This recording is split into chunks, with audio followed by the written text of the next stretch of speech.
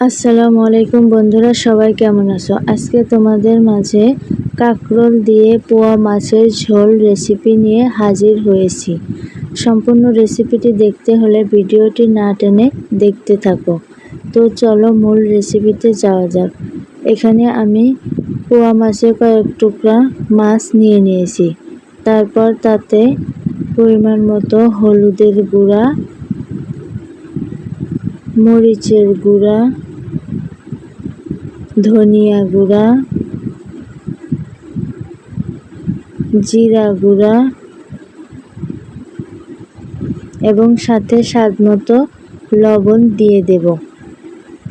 তারপর সবগুলো উপকরণকে ভালো করে মেখে নেব।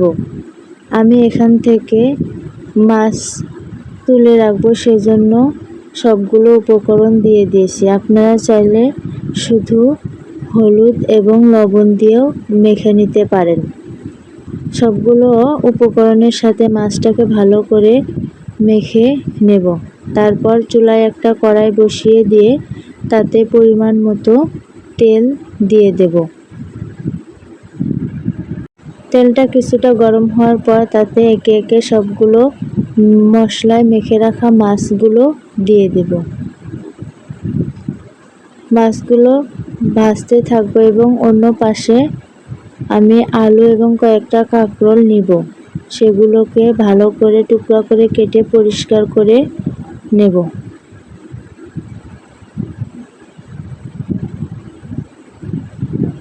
তারপর মাছটা এক পাশ ভালো করে ভেজে নেওয়ার পর অন্য পাশও উল্টিয়ে ভালো করে ভেজে নামিয়ে নেব। তারপর অন্য আরেকটা খালি বাটি নিয়ে নেব।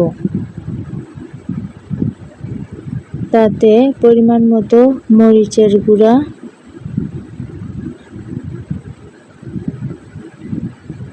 হলুদের গুঁড়া, জিরা গুঁড়া, ধনিয়া গুঁড়া এবং স্বাদমতো লবণ দিয়ে দেব।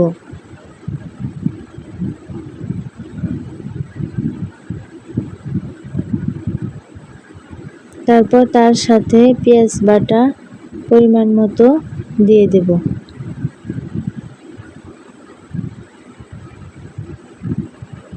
তারপর ভেজে রাখা মাছগুলোকে তুলে নিয়ে বেঁচে যাওয়া তেলে একটা রসুন থেতো করে দিয়ে দেব। তারপর রসুনগুলোকে ভালো করে ভেজে নেব।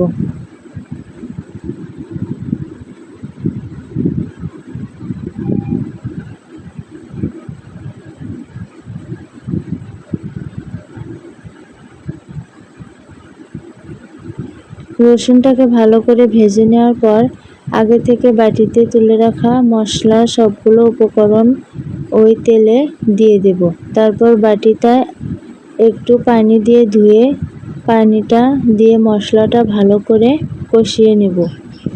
যেহেতু আলু একটু দেরিতে সেদ্ধ হবে, তাই আলুটাকে এই মশলার সাথে দিয়ে মশলা সহ আলুটা ভালো করে কষিয়ে নেব।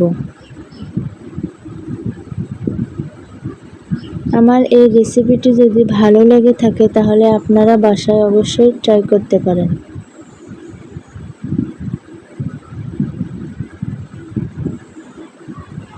আলু সহ মশলাটা ভালো করে কষানোর পর আগে থেকে পরিষ্কার করে রাখা কাঁকরোলটা দিয়ে দেব।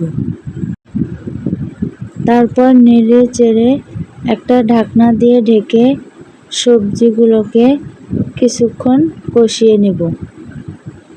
আপনি যদি আমার চ্যানেলে নতুন হয়ে থাকেন তাহলে চ্যানেলটি অবশ্যই সাবস্ক্রাইব করে সাথেই থাকবেন।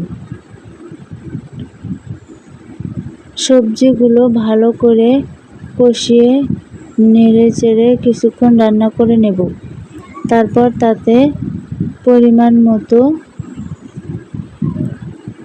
পানি দিয়ে ঝোল দিয়ে দেব। তারপর নেড়ে চেড়ে একটা ঢাকনা দিয়ে ঢেকে কিছুক্ষণ রান্না করে নেব।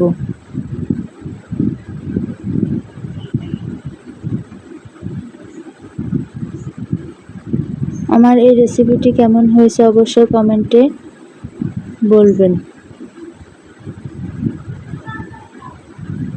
কিছুক্ষণ রান্না করার পর ঝোলটা অনেকটা শুকিয়ে আসার পর তাতে একটা টমেটো কুচি এবং ভেজে রাখা মাছগুলো দিয়ে দেব।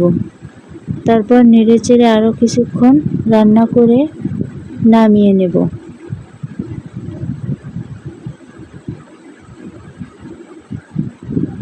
আজকে এই পর্যন্তই। আগামীকাল নতুন আরেকটি ভিডিও দেখার আমন্ত্রণ রইল। সে পর্যন্ত ভালো থাকবেন, সুস্থ থাকবেন।